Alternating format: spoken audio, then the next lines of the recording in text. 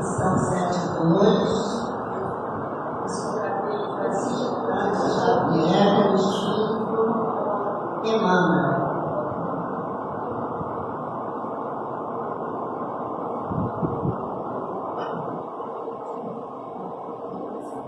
Lição 7.2, transitoriedade. Eles perecerão, mas tu permanecerás, e todos eles, como roupa, envelhecerão. Paulo, aos Hebreus, capítulo 1, versículo 11. Desde os primeiros tempos da família humana, existem criaturas confundidas nos falsos valores do mundo. Entretanto, bastaria meditar alguns minutos na transitoriedade de tudo que palpita no campo das formas para compreender-se a soberania do Espírito. Consultai a pompa dos museus e a ruína das civilizações mortas. Com este fim, se levantaram tantos monumentos e arcos de triunfo.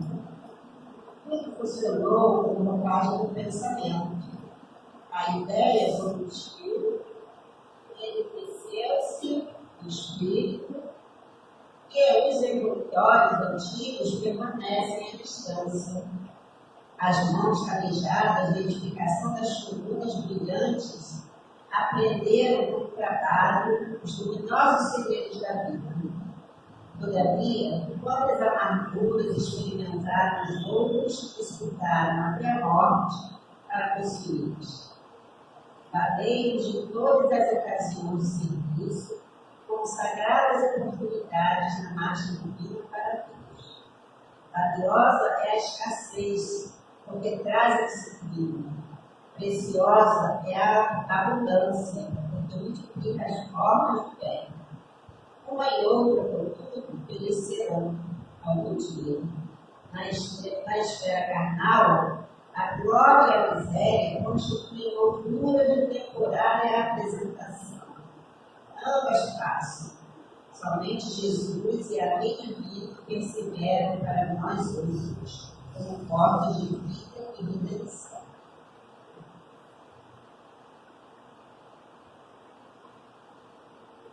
Vamos então, nesse momento, unirmos os nossos pensamentos, apelos, agradecemos por mais esse dia de vida que nos concedes, por tantas bênçãos amadas, pela oportunidade, Senhor, de termos chegado por aqui na tua segurança, para mais uma manhã de estudo, esclarecimento e consolo. Damos bênçãos para todos aqui presentes, encarnados e desencarnados, para aqueles que estejam a caminho, para aqueles outros que não poderão estar. Mas que essas vibrações de amor e paz possam chegar a todos os lugares onde haja dor, onde haja sofrimento. Rogamos pela nossa irmã, que será intérprete da tua mensagem, que ela possa ser bem incluída para melhor passar a mensagem desta manhã. Que conosco, Senhor, vai ser. Graças a Deus. Agora passamos a palavra para a nossa irmã Rita de Sá dos Santos. Ela é preparadora da CELC, para a explanação do Evangelho do Espiritismo de Allan Kardec, capítulo 7. Bem-aventurado que descobre de espíritos, e tem 6. Aquele que se eleva será rebaixado. Obrigado, nossa irmã. Bom dia a todos. Nós continuamos com paz e alegria de Jesus. Como a nossa companheira Sônia falou, nós estamos hoje, com o capítulo 7 e vamos analisar a partir do item 3, porque o item 6 desse capítulo, aquele que se eleva será rebaixado, ele vem com vários versos do Evangelho de Jesus. E Kardec, quando vai explicar, ele faz um resumão desses 3 itens, do item 3, 4 e 5. E no 3, lá do Evangelho de Mateus, Kardec separou o trecho em que Jesus fala que a gente precisa se tornar pequeno, como uma criança. Ele diz assim, alguns dos discípulos se aproximaram de Jesus e perguntaram: quem é o maior no reino dos céus? E Jesus diz, pegou uma criancinha, trouxe até ele para demonstrar para eles, e falou assim: digo-vos em verdade que se não vos converterdes e tornardes quais crianças, não entrareis no reino dos céus. Aquele, portanto, que se humilhar e se tornar pequeno como esta criança, será o maior no reino dos céus. E aquele que recebe meu nome a uma criança, tal como acabo de dizer, é a mim mesmo que recebe. Então Jesus faz essa comparação para que a gente se torne pequeno. E muitas pessoas confundem essa pequenez. A gente vai ver mais adiante, no capítulo 8, tem um trecho que explica o que é esse se tornar pequeno. Então, essa humildade que Jesus propõe para a gente é a humildade de coração. Porque se a gente for procurar no dicionário, os tradutores dizem para nós que a nossa língua português, eles causam muitos embaraços, porque com uma palavra você pode se referir a várias situações dependendo do contexto. Então, quando você fala humilde, a gente pode ver humilde aquela pessoa que é uma pessoa acordada, que é uma pessoa que não se exaspera com ninguém, que é uma pessoa que é simples, que ela aceita as sugestões. Mas como a gente pode ver também nas traduções, humilde como aquela pessoa que é desprovida de recursos materiais, de recursos financeiros. Então fala assim, morava naquela região uma pessoa muito humilde, muito pobre. E a gente vê que não é isso que Jesus está se referindo aqui. Porque a pobreza não denota se você é humilde ou não. E a riqueza também não denota se a pessoa é arrogante ou não, orgulhosa ou não. A gente conhece pessoas que têm muito dinheiro e são pessoas boníssimas. Como tem ricos que são arrogantes, gananciosos, e o mesmo com os pobres. Tem pobre que é simples, que sabe ser respeitoso, mas também tem pobres que são soberbos. Então, esse humilhar aqui, se tornar pequeno, que Jesus se refere, ele está se referindo a essa humildade do coração. Por isso que ele diz: aquele que se humilhar será exalçado, será elevado. E Kardec vai explicar isso. No item 4, já é uma outra situação. É a mãe dos filhos de Zebedeu, a mãe de Tiago e de João, que leva os dois irmãos até Jesus e, no texto fala que ela estava com o ar de que queria pedir alguma coisa. Aí ela vai e pede. Aí Jesus pergunta: o que queres? Olha o que ela pede: manda que estes meus dois filhos tenham assento no teu reino, um à tua direita e outro à tua esquerda. E Jesus pergunta a eles, se eles estão dispostos a beber, a sorver tudo que Jesus tem para sorver. Ele pergunta aqui: podem beber do cálice que eu vou beber? Assim, podemos. Mal sabiam eles, o que teriam que enfrentar adiante. Jesus, no livro Boa Nova, diz que Jesus compreendia essa ingenuidade desses rapazes, Mas aí isso gerou uma contenda entre os discípulos. Os outros 10 ficaram meio indignados com isso. Por que eles ousam? Tem exposição para chegar aqui e dizer que eu vou ficar à direita do Pai e outra à esquerda. E Jesus, para apaziguar as coisas, ele falou assim, vou dar uma resumida, tá? Assim não deve ser entre vós, Porque ele diz que os potentados, os príncipes, ele fala aqui, que eles cuidam muito bem dos seus critérios, com aquele apego, com aquele afinco. Só que entre os discípulos não deve ser dessa forma.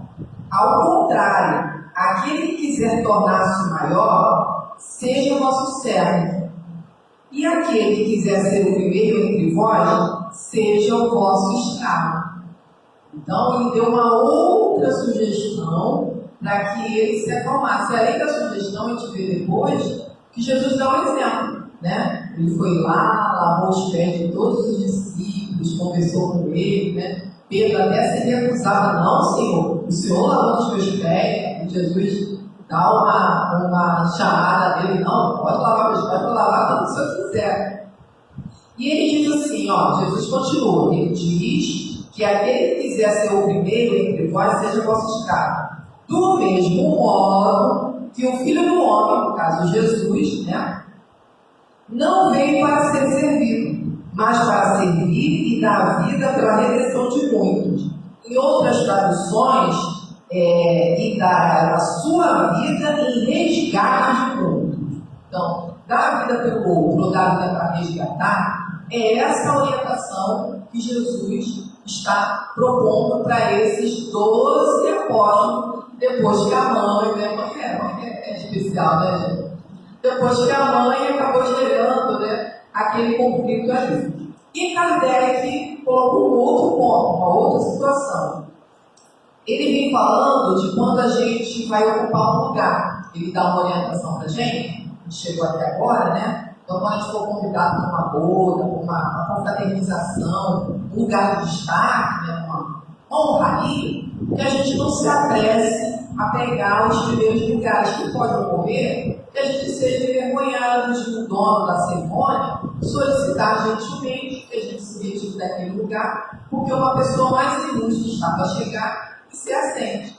Vamos trazer para a nossa vida comum. Eu ando muito de transporte coletivo. E eu já fraguei situações que a pessoa está sentada no assento do transporte, né? E visualiza, ou um idoso, ou uma pessoa grávida, né? Então a pessoa sentou, visualizou e chama. Só que quem está de pé não viu que aquela pessoa que estava sentada chamou. A pessoa levanta, o outro que está perto, opa, já senta logo, levantou. Não quer dizer que não, senhor, não, senhora. Eu estou dando lugar àquela senhora grávida ali. Aí a pessoa se levanta envergonhada, né? Pô, mostrado, né?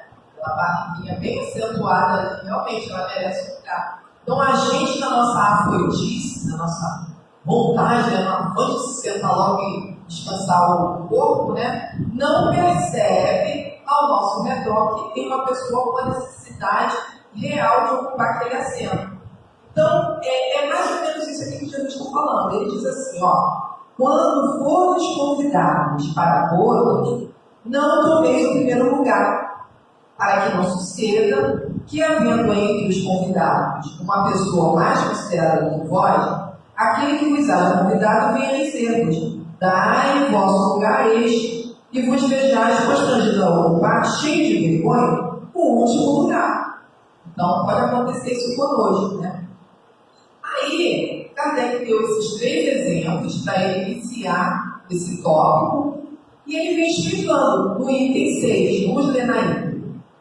Estas máximas decorrem do princípio de humildade que Jesus não cessa de apresentar como condição essencial da felicidade prometida aos eleitos do Senhor, e que ele formulou assim: bem-aventurados os pobres de espírito, pois o reino dos céus lhe pertence. Então, a gente vai vendo ao longo do estudo do Evangelho que esses pobres de espírito, e em algumas traduções pobres em espírito, são aquelas pessoas que conseguiram ao longo da sua existência, ou até em existências anteriores,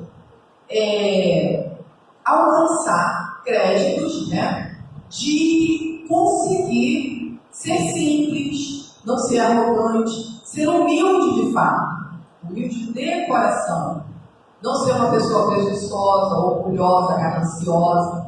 E antes, o que a gente falava? É um pau de espírito mesmo, né? Falávamos de forte modo pejorativo, para humilhar a pessoa.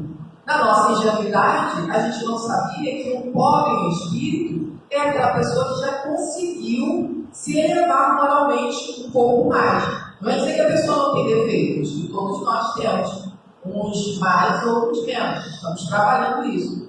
Mas a gente vem entendendo, através das leituras, que o pobre em espírito, o pobre do espírito é esse que conseguiu alcançar a humildade. E Kardec prossegue. Ele toma uma criança com o tipo da simplicidade de coração e diz: será o maior no reino dos céus aquele que se humilhar e se fizer pequeno como uma criança. Isto é, que nenhuma pretensão alimentar a superioridade ou a infalibilidade. Aquelas pessoas que acham que são infalíveis, que o trabalho dela é o melhor, que tudo que ela faz só ela pode fazer, ninguém mais pode fazer. As donas de casa têm o maior problema com isso. Por quê? Se sobrecarregam, aí não delega tarefas para ninguém, aí tem que lavar, passar, cozinhar, fazer faxina, e não consegue se dá o banheiro, deixa o banheiro preferido. Mas fulano dá o banheiro do jeito que eu gosto. Não precisa ser do jeito que a gente gosta, só precisa ser limpo. Então, muitos das nossas dificuldades, está lá no capítulo, tudo que eu li aqui, eu lembro de algum capítulo do Evangelho. Está lá no capítulo 5, causas atuais das aflições. Algumas aflições, algumas angústias, algumas dificuldades que a gente tem por lá, é muito por conta dessa nossa dificuldade de delegar, de deixar ir. Às vezes o filho que já conseguiu a maioridade, já está com uma certa maturidade, e propõe ou um matrimônio, ou morar em outro estado, ou morar em outra residência. Alguns pais não gostam, vai sair do nosso lar, vai ficar longe. Mas os filhos precisam alçar pouco, para poder crescer um pouquinho. Isso também é uma forma de humildade. Isso não é abandonar. Ontem eu estava ouvindo uma palestra do Haroldo, ele estava falando e que os pais eles passam a ser tipo, como se fosse um coach, um gerenciador. Quando o filho é pequeno, a gente dá total assistência. Ele precisa se alimentar, ele precisa ser banhado, a gente precisa trocar a fralda, a gente precisa minimizar as quedas, que pode ser uma queda perigosa, e eles vão crescendo, a gente vai educando oralmente. Chega um momento que o filho cresceu. Cresceu, não precisa mais de mim. Precisa, Só que aí ele já está mais empoderado na sua forma espiritual. E ele já sabe fazer escolhas. E quando não sabe, a gente orienta. Mas chega um momento que tem que tomar as decisões próprias. E é aí também que tem que entrar a nossa humildade.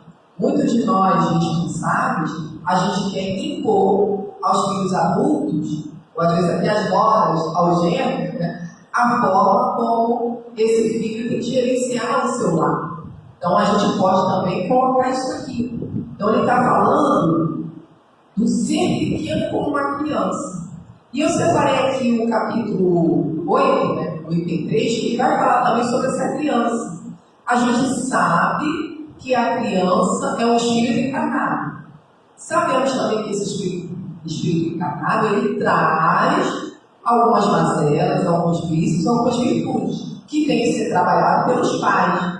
Então, quando Jesus dá esse exemplo de se tornar pequeno, a gente tem que tomar cuidado, porque o pequeno não é necessariamente uma folha branca. E hoje em dia os pequenos estão dando lições para a gente, com as colocações que eles têm. Então é para a gente analisar, não levar tudo ao pé da letra. Para a gente pensar nessa humildade aqui como humildade de coração. Quando ele fala se humilhar, é ser submisso, é ser respeitoso. É como a gente admira uma pessoa que tem um grande saber, por exemplo, os intelectuais. A gente admira alguém que, por exemplo, eu admiro o Haroldo, que é aplicado nas suas lições. A gente admira alguns palestrantes, alguns trabalhadores da casa espírita. Nossa, aquela senhora é humilde, mas ela está sempre... Você fala, você não pode fazer isso, ela está sempre com um sorriso. Isso é admiração. Isso também é uma forma de submissão, porque a gente se submete àquela pessoa que, por si só, espiritualmente, já nos impõe o respeito pelo carinho que ela nos transmite, pela luz, pelo sorriso. Então, é essa submissão que Jesus está falando aqui e que Kardec vem nos lembrar. Mais adiante, ele diz assim, voltando aqui para a nossa leitura do item 6, no outro parágrafo, a mesma ideia fundamental se nos depara nesta outra máxima, que é do item, a seguinte que ele fala, que é do item 4. Seja vosso servidor aquele que quiser tornar-se maior, e nesta outra, aquele que se humilhar será exalçado, e aquele que se elevar será rebaixado. Kardec nos diz: o Espiritismo sanciona, ou seja, aprova, confirma, pelo exemplo, a teoria, mostrando-nos na posição de grandes no mundo dos espíritos, os que eram pequenos na terra. O que ele está dizendo aqui? Aqueles que tinham patentes, que eram da realeza, né? Que quando chegaram no plano espiritual, ou seja, que foram grandes e não souberam usar a misericórdia com aqueles que eram pequenos. Quando chegaram no plano espiritual, viram que moralmente eles não eram tão elevados quanto eles achavam que fossem, né? Então ele diz aqui, eu vou repetir: o Espiritismo aprova, confirma, pelo exemplo, a teoria, mostrando-nos na grande número dos espíritos os que eram pequenos na terra. Então, aqueles que eram humildes chegaram na condição de grandes no plano espiritual. E bem pequenos, muitas vezes na terra eram maiores e os mais poderosos. Então, ele vem explicando para a gente que o que conta, lógico, as duas situações são importantes para a nossa encarnação. Tanto quando a gente vem com uma encarnação em onde a gente vai ter dinheiro e poder, quanto aquele que não vai ter dinheiro e às vezes até viver numa condição de miserabilidade. É importante. O que vai ser mais importante ainda é o uso que a gente vai fazer dessas condições. Então ele diz aqui que aqueles que eram pequenos, aqui que a gente que tinham cargos de subalternos, quando chegaram no plano espiritual, chegaram numa condição moral. E aqueles que se julgavam grandes, quando chegaram no plano espiritual, se viram bem pequenos. E a gente pode lembrar, depois eu vou citar aqui, daquele trecho do Evangelho, uma realeza terrestre, né, que o Espírito vem nos dando o seu depoimento. Kardec prossegue aqui, ó. Vou repetir. E bem pequenos, muitas vezes, os que na terra eram maiores e os mais poderosos. E que os primeiros, ou seja, aqueles que chegaram grandes no plano espiritual, né?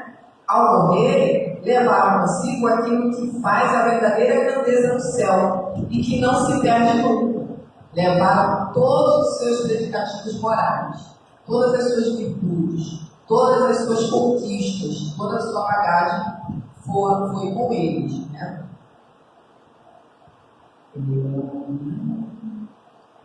Não se perde nunca. Ele diz: o que não se perde nunca? As virtudes, ao passo que os outros tiveram de deixar aqui o que lhes constituía a grandeza terrena e que se não leva para outra vida. O que não se leva?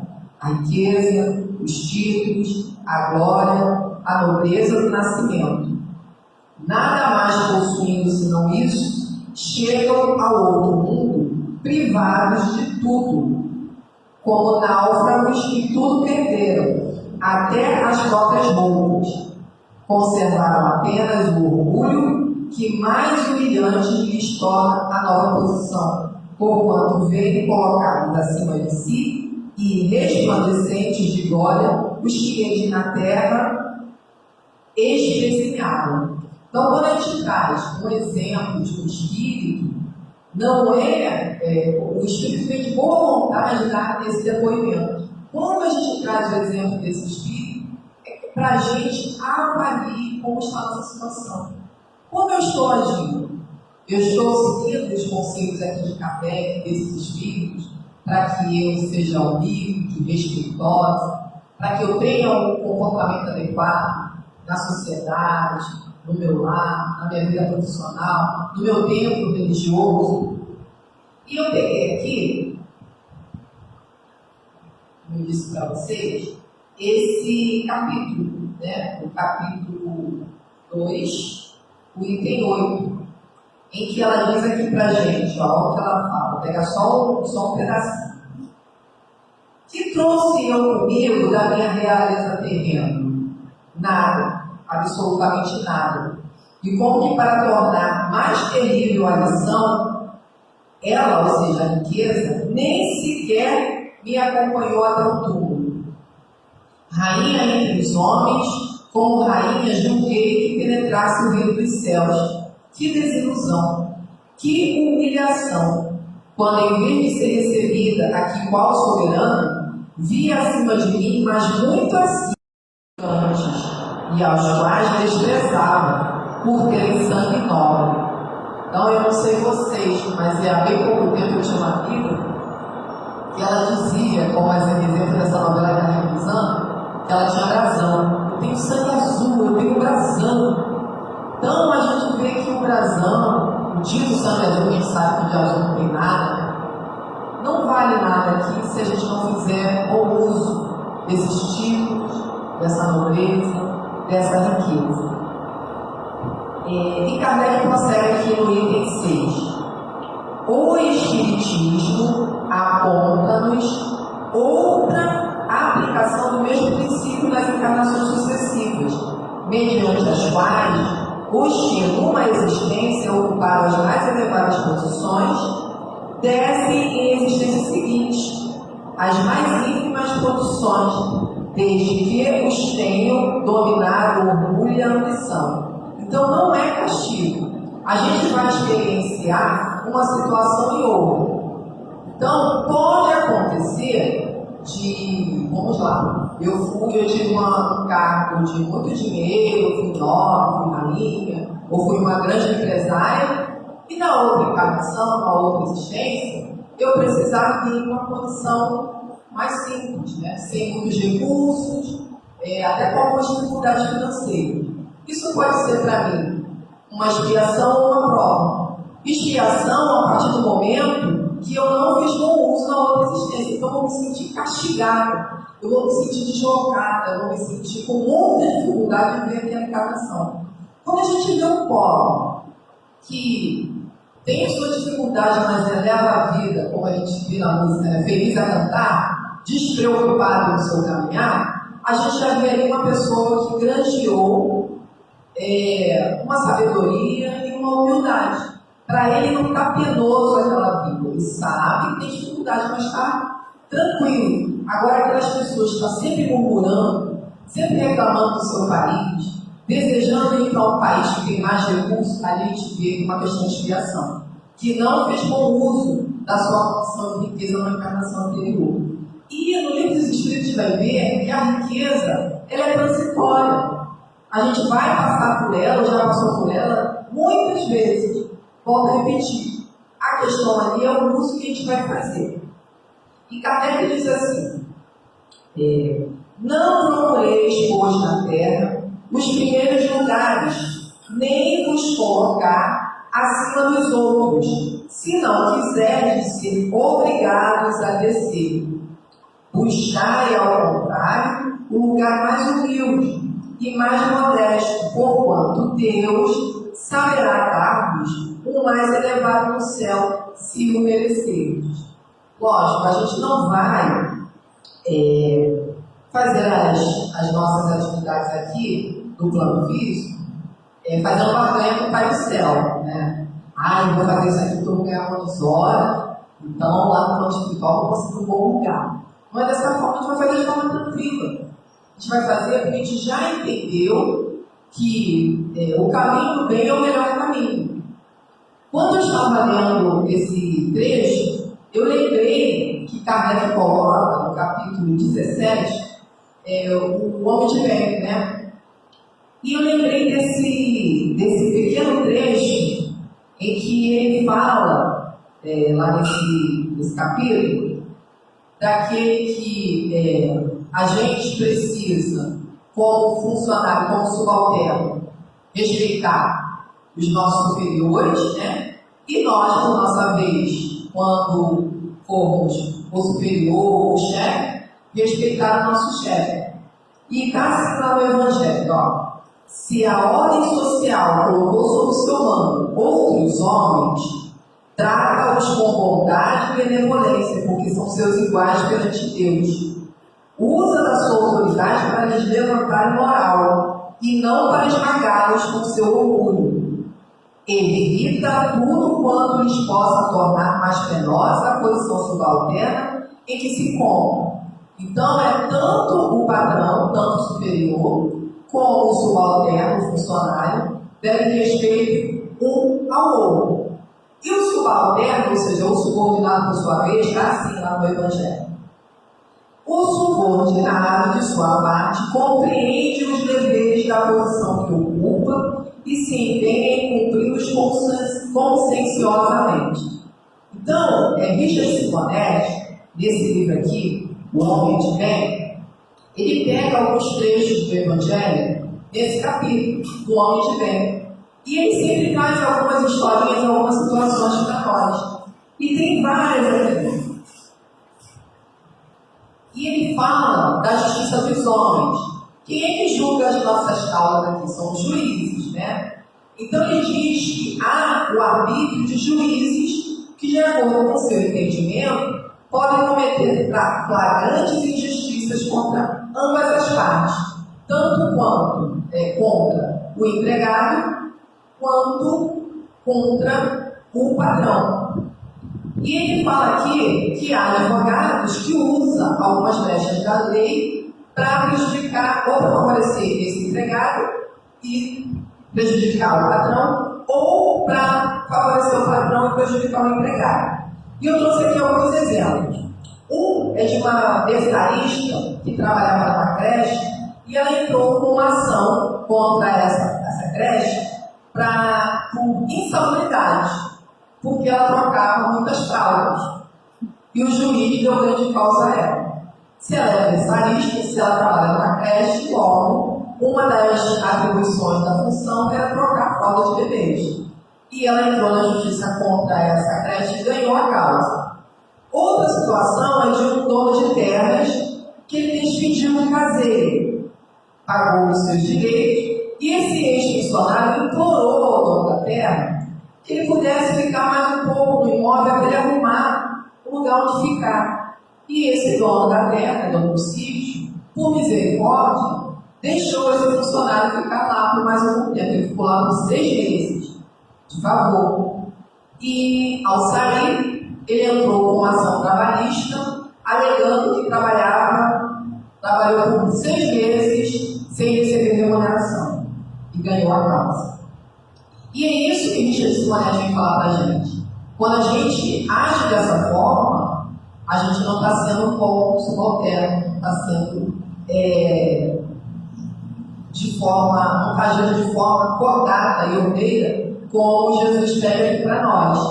Outro caso é de um vigia noturno de rua. Ele vigiava a rua, mas ele tinha um filho que tinha alguns problemas de ordem mental. E esse filho não poderia ficar sozinho, então ele pediu uma dessas empresas que estava nessa rua se o dono da empresa deixaria o filho dormir nessa empresa, um cômodo lá, enquanto ele estava fazendo essa vigilância. Isso aconteceu 1 ano depois. Esse vigilante entrou na justiça, alegando que o seu filho trabalhava durante 12 meses lá sem receber remuneração. E ele ganhou a causa. Então, são a justiça dos homens que às vezes não trabalha a favor da justiça de Deus. E aí ele cita outros casos também de patrões. Tinha um caso de uma empresa que obrigava os seus funcionários a baterem meta. Quando a equipe não batia meta, eles obrigavam os funcionários a deitarem em caixões, simulando que aquela equipe estava morta. Outro caso era de quando a equipe também não batia meta, que eles eram obrigados a pagar petições até exaustão. E quando essa empresa era levada à justiça, a alegação da empresa é que esses funcionários sabiam que tinham obrigação de bater meta, como se isso justificasse a postura da empresa. Então, quando o Kardec fala para nós que a gente não deve ter arrogância, que a gente precisa ter humildade, isso é em todos os âmbitos. não é só no nosso lar, é na nossa postura ao longo da nossa vida. Para finalizar aqui, eu trago o trecho final da mensagem que foi lida, que foi trazida por Emmanuel, quando ele diz assim: